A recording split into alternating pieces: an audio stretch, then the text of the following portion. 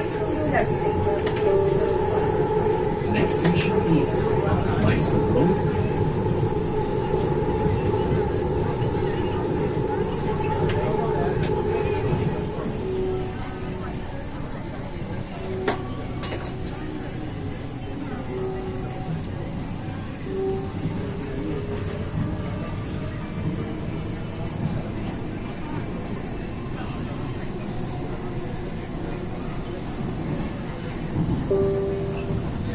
ರೈಲು ಈಗ ಮೈಸೂರು ರಸ್ತೆಗೆ ತಲುಪಲಿದೆ.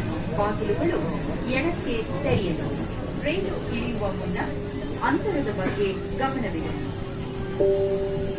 Train will arrive in Mysore Road and doors will open on the left. Please mind the gap while deboarding.